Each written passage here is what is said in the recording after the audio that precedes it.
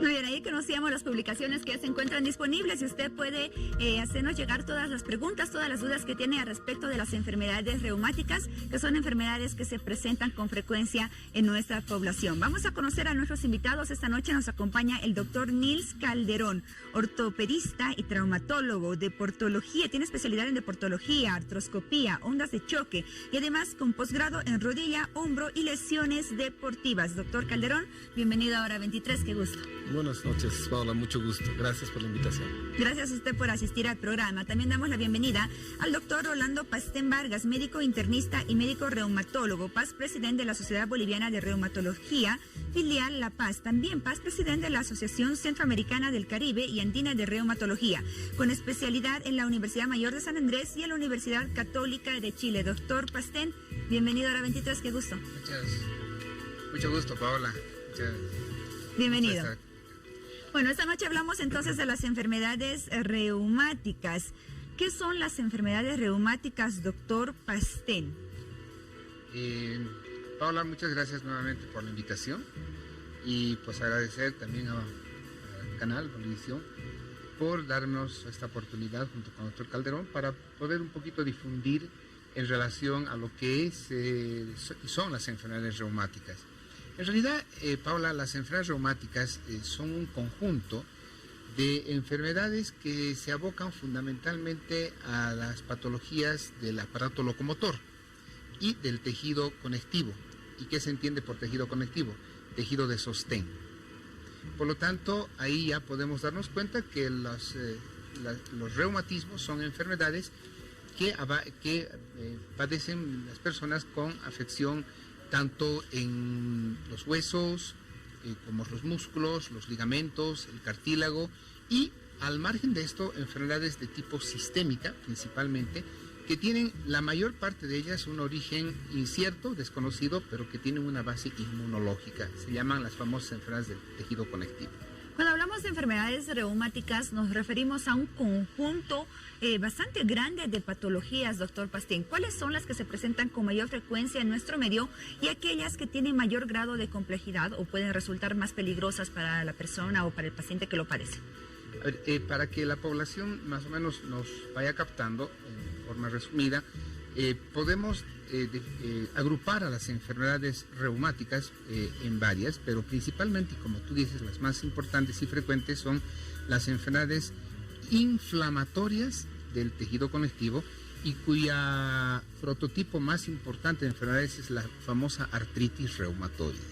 La artritis reumatoide es una enfermedad inflamatoria que abarca el 100% de las articulaciones.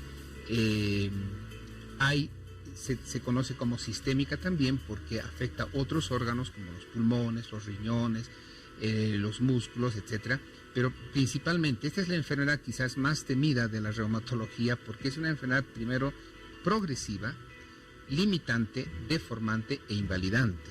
Entonces, y sobre todo afecta a un grupo etario, un grupo de edad relativamente joven y hábil desde el punto de vista socioeconómico. Estamos hablando de un grupo etario entre los 25 y 50 años, es decir, personas que son absolutamente capaces de rendir a la sociedad y al núcleo familiar desde el punto de vista inclusive económico y laboral. Otro tipo de enfermedades que son muy frecuentes reumáticas son las famosas enfermedades degenerativas, ¿no? Cuyo ejemplo más importante es la artrosis, que padecen generalmente gente ya un poco mayor, pero existen otros factores de riesgo que pueden hacer que las artrosis, que son enfermedades degenerativas, puedan darse en edades más jóvenes, ¿no? Otras enfermedades muy frecuentes y que muchas, especialmente la población femenina está muy al tanto, es la osteoporosis, que son ya enfermedades digamos, de desmineralización ósea y de calcio en el hueso, ¿no? Que obviamente hacen y aumentan los factores de riesgo, sobre todo de fracturas. Sobre todo fracturas en columna y en cadera. Entonces, imagínense si una persona se fractura la cadera o la columna, pues tiene gran chance también de tener invalidez. Muy bien, comprendemos entonces lo amplio que es el conjunto de enfermedades reumáticas y es la especialidad de reumatología que se encarga de tratar este tipo de enfermedades. Sin embargo, el área de traumatología también desempeña un papel importante en las enfermedades reumáticas. ¿Cuál es ese papel, doctor Calderón? Bueno, Paula, el problema de las enfermedades reumáticas es que muchas de estas enfermedades terminan destrozando la articulación. Las enfermedades inflamatorias que hablaba Rolando, es inflamación constante del tejido sinovial, que es un tejido que recubre internamente todas las articulaciones, ya sea la rodilla, cadera, mano, tobillo, hombro, etcétera, dedos de la mano, etcétera, terminan destrozando el cartílago. Esto junto a asociadas a las otras enfermedades que hablaba Rolando, de las enfermedades degenerativas como tal, terminan comiéndose poco a poco el cartílago y esto termina en una artrosis primero grado 1, 2, 3 hasta la 4, ¿no? Entonces, hay tanto reumatología como traumatología, vemos estas enfermedades de forma y tratamos inicialmente de forma conservadora. Fisioterapia, medicamentos de regeneración de cartílagos, se utiliza ahora muchos tipos de inyecciones también, etcétera, ¿no? Pero lamentablemente llega un momento en el que a veces este tipo de enfermedades no responden adecuadamente a un tratamiento sin cirugía y es ahí donde específicamente tratamos ya la parte de traumatología y ortopedia realizando diferentes tipos de cirugías, ya sean cirugías para evitar que siga avanzando. Digamos, le ponemos un stop de una forma muy tajante haciendo una cirugía. En otras ocasiones ya ha pasado de esto, entonces hacemos cierto tipo de cirugías correctivas. Y en el último paso, o sea, cirugías correctivas me refiero a cambiamos el eje de la rodilla, el eje de la cadera, corregimos las deformidades encontradas, que sin necesidad de prótesis todavía se puede hacer en algunos casos. Pero finalmente en los casos más avanzados o en los casos que no se pueden controlar, terminamos haciendo un cambio de articulación. Este cambio de articulación significa hacer una prótesis de rodilla o una prótesis de cadera, una prótesis de hombro, prótesis de los dedos de las manos. ¿Qué significa una prótesis? Una prótesis es cambiar la articulación por una de fierro, digamos, así para que me puedan entender, en las caderas, rodillas, hombros, o puede ser un cambio por unas prótesis de silicona, que es un tipo de goma, digamos, que se pueden colocar en las manos también, ¿no? Entonces, ahí es donde nosotros tenemos mayor acción de trabajo para este tipo de enfermedades. Muy bien, conocimos entonces un poco más acerca de la función que desempeña el área de traumatología en las enfermedades reumáticas. Tomamos en cuenta que estamos hablando de muchas enfermedades que se engloban dentro de este conjunto. Algunos síntomas en común que se puedan presentar en las enfermedades reumáticas, doctor Calderón, síntomas o los síntomas más frecuentes que refieren los pacientes cuando llegan a la consulta. Sí, bueno, la principal causa de consulta es el dolor. Me duele la rodilla, me duele el hombro, me duele mi dedo o me duelen varias articulaciones, ¿no? Entonces es el momento en el que el paciente, lamentablemente, a veces en nuestro medio no toma la primera llamada de atención a tiempo y deja que esto siga avanzando. Entonces ahí aparecen otro tipo de molestias. El dolor cuando hago deporte y me enfrío, dolor en reposo, ya me empieza a sonar la articulación. No todos los ruidos de las articulaciones son malos, pero hay algunos ruidos específicos que son malos. Pero si seguimos sin darle atención a estas llamadas, agarramos y empiezan a aparecer derrames articulares. ¿Qué son los derrames? Que el líquido sinovial ha producido más líquido del necesario y la rodilla, la cadera, el tobillo, la mano se hinchan. Esto, al hincharse, también provoca un aumento de volumen, un aumento de tamaño. Ese aumento de tamaño provoca dolor, más del que ya tenía, y aumento de la temperatura. Entonces a eso se le llama signos flogósicos, signos de inflamación, aumento de temperatura, aumento de tamaño, dolor y se pone rojo, ¿no? Entonces todas estas cosas son comunes en todas las enfermedades reumáticas y ya son varias las llamadas de atención. Sobre eso, en el tiempo, ya específicamente en cada enfermedad, pueden ir apareciendo otro tipo de molestias, otro tipo de síntomas, de acuerdo a cada tipo de enfermedad, y mencionarlas tal vez sería un poco muy largo, ¿no? Pero estas son las primeras llamadas de atención importantes. Muy bien, doctor Pastén, ¿cómo se lleva a cabo el diagnóstico de las enfermedades reumáticas? ¿Qué tipo de de exámenes se deben realizar o algunas pruebas correspondientes al área de reumatología? Bien, Paula. Bueno, la mayor parte de las enfermedades reumáticas tienen un pilar de diagnóstico clínico. ¿Qué significa eso? Es a través de la anamnesis que llamamos nosotros y la exploración física que podemos sólidamente, en muchos casos, poder diagnosticar ya, inclusive sin necesidad de algún examen de laboratorio específico, una enfermedad reumática. Me refiero concretamente, por ejemplo, a la artritis reumatoide. La artritis reumatoide, esa enfermedad tan frecuente y común, es una enfermedad cuyo diagnóstico es muy clínico. Sin embargo, para avalar esta enfermedad, pues a veces siempre el paciente requiere los exámenes de laboratorio, y ahí tenemos lo que nosotros llamamos reactantes de fase aguda, que en un simple hemograma se pueden dar, como son la velocidad de eritrosedimentación y la proteína C reactiva, que generalmente se elevan cuando hay un proceso inflamatorio de tipo sistémico. Y hay otros exámenes que son mucho más específicos para enfermedades reumáticas, que están ligados a la inmunidad, es decir, a la producción en el organismo de cierto tipo de proteínas que responden al sistema inmune y se llaman anticuerpos, los mismos que son absolutamente específicos algunos para detectar ya algunas enfermedades ya más específicas. Por ejemplo, los anticuerpos antinucleares o los anticuerpos anti-DNA o el anticuerpo anti-citrulinado, que ya son prácticamente muy específicos para cierto tipo de enfermedades, ¿no? Muy bien, doctor Pastén, ¿podemos hacer un resumen de las causas principales que generan las enfermedades reumáticas y si entre estas juega un papel importante, por ejemplo, la genética o puede tener un origen hereditario las enfermedades reumáticas? Bien, Paula, mira, si englobamos a las enfermedades difusas del tejido conectivo, generalmente estas enfermedades no tienen una causa.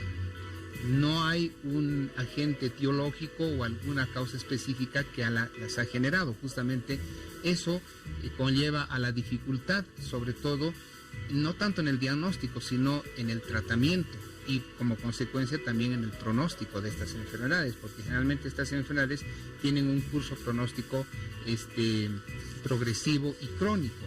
Sin embargo, ya la ciencia ha avanzado bastante y se han ido determinando ciertos factores de riesgo, llamemos así, para poder desarrollar este tipo de enfermedades reumáticas autoinmunes.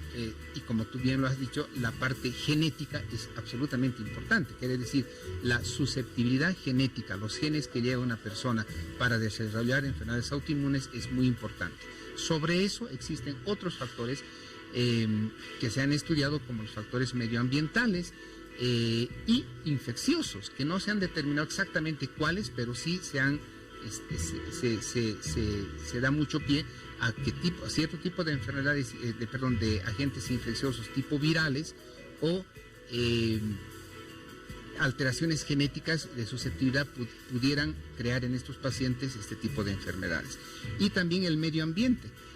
Por ejemplo, hablando de esto, el lupus, que es una enfermedad prototipo de enfermedades autoinmunes, tiene mucho que ver con la radiación solar por un efecto fisiopatológico bien conocido.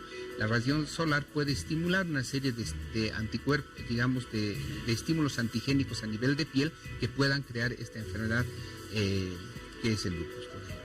Muy bien. Doctor Calderón, usted tiene una formación específica en lo que son lesiones deportivas, por ejemplo. ¿Las lesiones en los deportes, golpes, caídas constantes, pueden generar estas enfermedades reumáticas? No tiene ninguna relación una enfermedad reumática con una lesión deportiva, pero sí tiene relación el hecho de que un reumático haga deporte y puede ser afectado de una forma específica, cosa que otra persona sin esta enfermedad puede realizar este tipo de actividades sin riesgo, ¿no? Sí. Entonces, hay que ver el paciente con algún tipo de enfermedad reumática, lupus, por ejemplo lupus. Se recomienda a este paciente que constantemente use bloqueadores solares porque el sol le va a hacer daño, ¿no? O que haga deportes indoor, dentro de algún ambiente.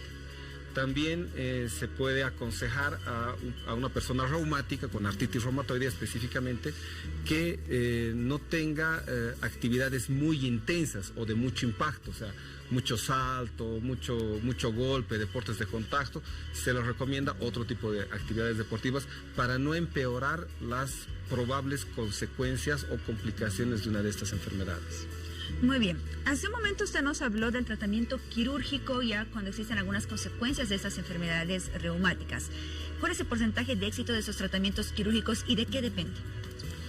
Como usted decía, hay 3 tipos de momentos en los que nosotros actuamos. Cuando el tratamiento conservador no está dando resultado o cuando nosotros vemos que podemos actuar para cortar más bruscamente esa enfermedad, son los tratamientos preventivos de avance de esa enfermedad. No vamos a sanar ni el lupus, ni la artritis reumatoidea, ni nódulos reumáticos, no los vamos a sanar, pero sí vamos a hacer de que avancen tan rápido. ¿Cómo? Podemos hacer cirugías de limpieza de la sinovial, que es lo que se enferma en el reumatismo. Entonces, entramos con una cámara de televisión a la cadera, al dedo, al hombro, a la rodilla, y hacemos una limpieza de la mayor cantidad de tejido sinovial posible mediante esas cámaras de televisión y unas afeitadoras que utilizamos. Luego, el segundo grupo de cirugías son las cirugías correctivas. Bueno, se soltó un tendón, esas fotos que veíamos hace un rato, que los dedos se desvían hacia un lado, la rodilla se pone un poquito choquita, pero es un paciente joven todavía. Entonces, hacemos cirugías correctivas. Abrimos el lugar donde está el tendón desviado y lo acomodamos a su lugar y lo fijamos para que no se vuelva a mover. Una rodilla, una cadera que todavía el paciente es muy joven y no tiene mucho desgaste, podemos hacer una cirugía en la que vamos a alinear ese eje mediante cortes de hueso y vamos a poner una placa con tornillos para que esté alineada y su propia articulación le dure por más tiempo, ¿no? Luego también tenemos las lesiones de diferentes tendones, como una muy común en el reumatismo es la lesión del manguito rotador. Lo que nosotros hacemos es, ese tendón a veces se rompe antes de que llegue a una enfermedad degenerativa importante, es decir, que necesita una prótesis. Nosotros agarramos ese tendón, lo jalamos y lo volvemos a pegar a su lugar mediante estas mismas cámaras de televisión. Y por último vienen las cirugías ya más, lo que se llaman las prótesis, ¿no? Como decía, es cambiar una articulación por una de fierro con plásticos, ¿no? En realidad son aleaciones, hierro, cobalto, níquel, a veces titanio, a veces mucho titanio, a veces poco, y con plásticos o con cabezas de cerámica, etcétera, ¿no? Lo que el paciente pueda conseguir para poder agarrar y cambiar esa articulación y que le dure el mayor tiempo posible. Muy bien, ya para finalizar, doctor Pastén, las enfermedades reumáticas se presentan con mayor frecuencia en hombres o mujeres y también se pueden presentar en niños. Sí, Paula, claro que sí. No es lo más frecuente, pero sí se pueden presentar en niños. Ahí tenemos un ejemplo, la artritis idiopática juvenil, que la literatura indica que inclusive a partir de los 2 años de edad se pueden presentar ese tipo de enfermedades. Generalmente en los niños este tipo de enfermedades en general son más benevolentes, digamos, que la artritis reumatoide del adulto. Y existen varios tipos: la monoarticular, cuando se presenta en una sola articulación; la oligoarticular, cuando se presenta en menos de 4 o menos articulaciones; y la poliarticular, la que se presenta en varias articulaciones. Generalmente las 2 primeras son en los primeros años de vida, digamos, del niño, y la última, la poliarticular, generalmente se puede presentar ya cuando el niño ya es un poquito mayor, a partir de los 10, 11, 12 años, que generalmente son seropositivas y son muy, muy similares a la artritis reumatoide del adulto. En cualquier caso, el tratamiento oportuno, precoz, temprano, haría que estos niños pues tuvieran un mucho mejor pronóstico que las artritis reumatoides del adulto. Muy bien, doctor Nils Calderón, ortopedista y traumatólogo, doctor Rolando Pastén Vargas, médico internista y médico reumatólogo. Gracias a ambos por orientarnos esta noche respecto a las enfermedades reumáticas. Hasta otra oportunidad. Muchas gracias, Paula. Muchísimas gracias, Paula. Nos damos una pausa y ya volvemos con más de Hora 23. Espérenos.